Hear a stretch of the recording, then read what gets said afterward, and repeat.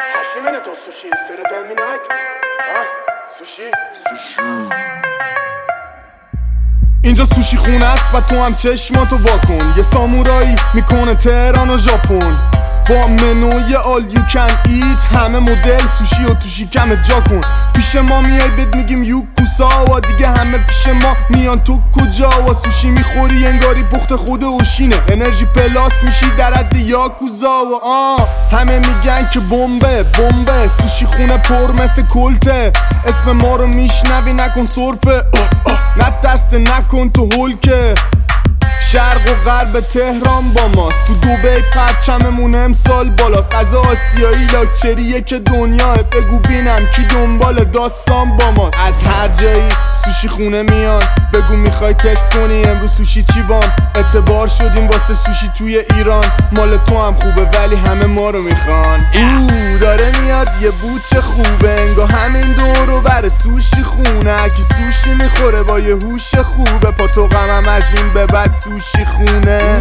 داره میاد یه بوچه خوبه. انگار همین دورو بر سوشی خونه. کی سوشی میخوره با یه هوش خوبه. پا تو غمم از این به بعد سوشی خونه.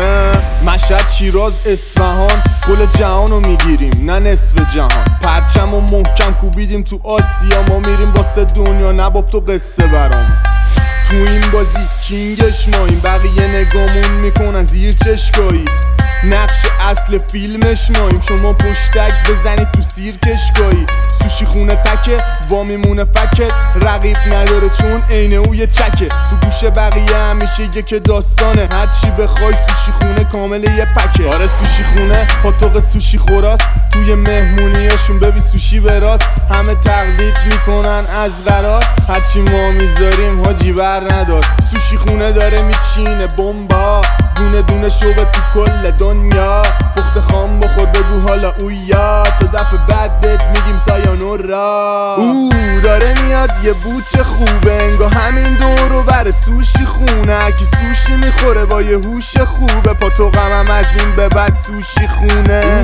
داره میاد یه بوچه خوبه. انگار همین دورو بر سوشی خونه. کی سوشی میخوره با یه هوش خوبه. پا تو غمم از این به بعد سوشی خونه.